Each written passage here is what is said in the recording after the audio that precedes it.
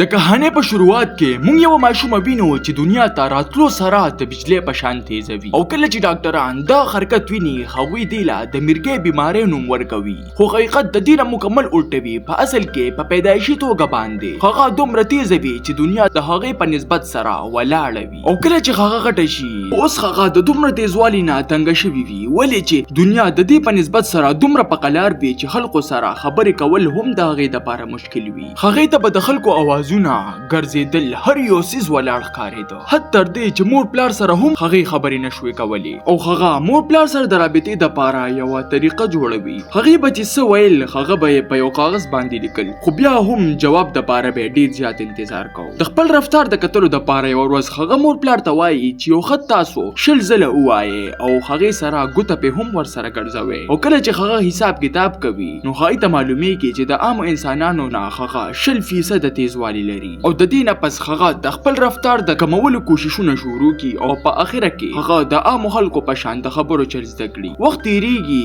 او دا غټه شي او دیتا په یو هوټل کې نوکری ملاويږي او د خپل تیزوالي د وجې هغه د ټول کچن ځمېداري په خپل اخلي او د دې په وجه د هوټل مالک دیتا ډبل تنخوا ورکول شروع کی خو دې سره هم هغه د خپل طاقت نه ډیره تنګوي او بیا یو ورځ د هغه دنیا بدلیږي هم په هسپتال کې چې په کم کې دا جنې پیدا شوی و په دې کې یو هلک پیدا کیږي چې د پیدایش په وخت کې هغه 2 میټر اوږد وي دا چې کله د هغه مور پلار ویني هغوی ویریږي خو اخر دا د دوی زوی او کور ته راولي هغوی خپل زوی د دنیا نه د پټ ساتلو فیصله کوي او صرف د 2 کالو په عمر کې د هغه قد 4 میټر ته رسي چې د څه د وجې د هغوی کور هم د هغه دپاره ورکوټي وي او په هغې کې پټیټه سره ګرځي د هغه مور پلار په سختۍ سره په هغه باندې پابندي لګوي چې د 18 کالو د عمر پورې هغه د کور نه بهر نشي وتلی ښه خلک چې نوم یې کوډي وي هغه د شوګانو او کارټونانو په ذریعې سره هغه به دنیا کتله او په هغې باندې به یې ټوله ورځ تېروله د هغه کور د هغه دپاره یو پنجره وه او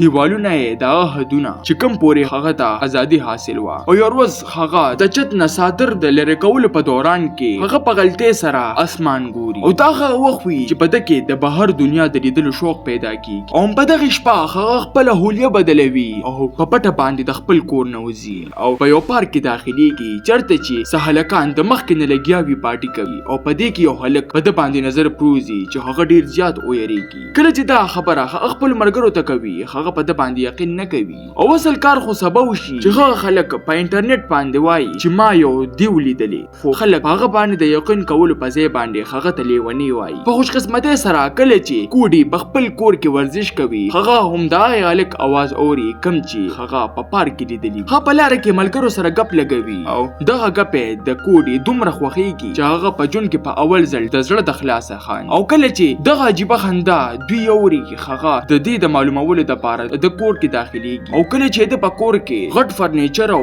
د دوی د کور غټ سامان وویني هغوی حیران پاتې شي د دوی ټول عمر برابر وي د دې د وجې د هغوی په منځ کې پیژنګلو ډیر په اسانتیا سره وشي او ډیر زر خواږه ملګري جوړ شي په دغه شپه هغوی دې ځان سره د ګاډي د پاسه کېنوي او یو چکر ولا ورکوي دا د ډړمبي ځل وي چې دې د ښار کوڅې بازارونه او رڼاګانې په اول ځل ویني هر یو کس د په حیرانتیا سره ګوري خو بل خوا څه خلک د ده نه یریږي چې دا انسان دی او که څه او په دې کې یو کس د ده نه ویډیو کوي او هغه ویډیو د ده ډېره زیاته وایرل کېږي او کله چې دې کور ته راشي مو پلار ورته په قهر وي خو دا ځل کوډي د دوی نه سوال کوي چې اخر تاسو ولې ما دې دنیا ته نه پرېږدئ هغوی ته د څه کاغذونه ښایي چې په هغې کې هم د ده په شان د غټ انسانانو د ژوند په باره کې لیکل شوي وي چې په هغې کې څه خلک دې دنیا والا ویشتلي وي څه خلک یې د تجربو دپاره استعمال کړي وي او څه د نمایش دپاره په چړیاګرو کې ځوړند کړي وي او څه د تحقیق دپاره ټوټې ټوټې کړي وي کوډي چې دا هر څه ویني هغه هم ویریږي او د هغه په زړه کې په بهر دنیا کې د اوسېدو ارمان اوس هم جمدي وي او یو ورځ د برګر په یو دوکان کې هغه یو عجیبه جینۍ ویني او د ده ډېره زیاته خوښیږي ولې چې د دې په ژوند کې هماغسې مسلې وي څنګه چې د کوډي په ژوند کې وي دا هغه د بجلۍ د رفتار والې جینۍ وي د دې نه پس دې به اکثر دغه دوکان ته تلو صرف د دې د کتلو دپاره او بیا د یو فوټبال کوچ د ده خواله راځي او ده ته وایي ستا دا قد په فوټبال کې ستا ډېر زیات مدد کولی شي ولې چې ته یو ډېر ښه ګول کیپر جوړېدی شي خو د دغه قد د وجې په ده باندې پابندي لګي ولې چې هغه یو عام انسان نه وي دې سره هغه ډېر زیات خفه شي ولې چې یو بل کار هم ده ته نه میلاویږي خو بیا یو ورځ یو کپنۍ والا ده ته د موډلینګ آفر کوي دې کپنۍ والا د ده دپاره سپیشل کپړې جوړوي او په هغې کې دې تصویران وباسي دې سره هغه ډیر زیات مشهور شي او دته شهرت او پیسې دواړه ملاويږي او د دې د وجې دغه جنې سره د تعلق نور هم مضبوطيږي خو کې دي شي دغه کپړې په د صاف رانلې او دغه کپړې د په وجود د الرجی زخم جوړوي او په دې دوران کې د ملګری اکسیډنټ کیږي او زخمی کیږي او د هسپتال والا دې ته بانه کوي او دروغ ورته وایي چې د دنه وینه نزي نو موږ څنګه د علاج وکړو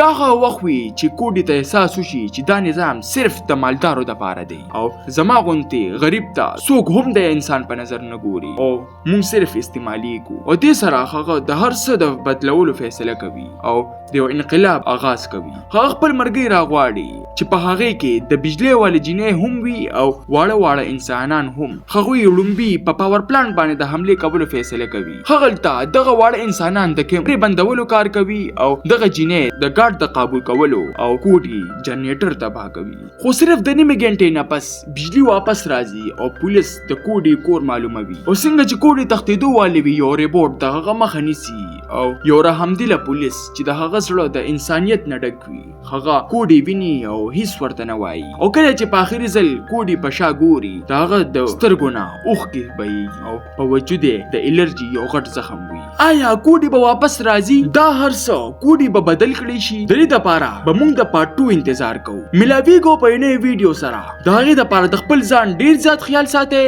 بای بای